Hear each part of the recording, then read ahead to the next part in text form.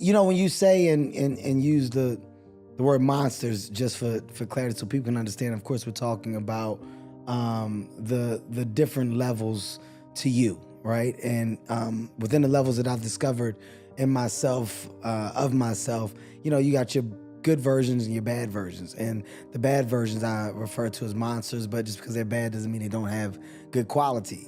And when you're winning and you're succeeding, there's this idea that everything is right. There's this idea that perfection has now presented itself and life moving forward is going to be just an easy road.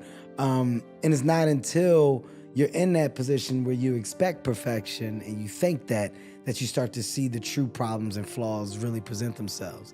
And, my monsters have been masked and disguised in various different ways, but I've been able to pinpoint them throughout the years because some of those monsters grew, got stronger, developed.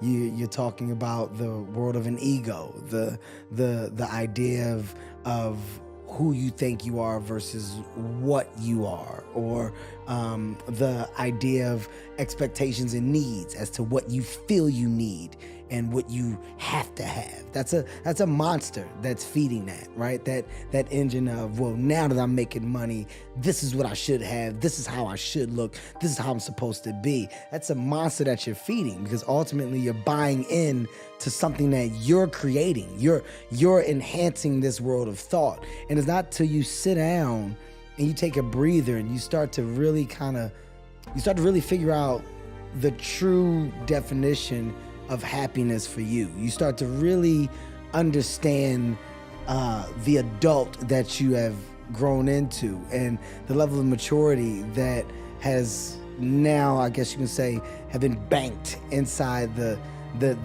human that you are.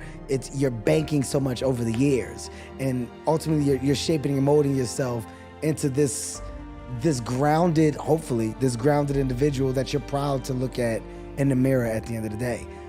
I had to get to a place to where I was looking in the mirror and I was proud of what I was looking at, and I was okay with checking myself. I was okay with pointing out my flaws. I was okay with knowing what I do well and what I do wrong. And at the end of the day, there's no consequence to always improving. There's no consequence to growing.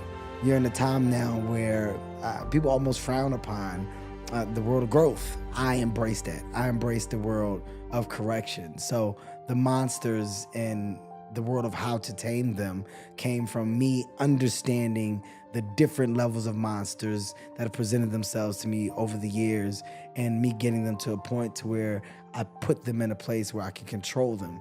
They're still there. They can rear their heads, but I can say, sit down. That's not necessary. That's not needed.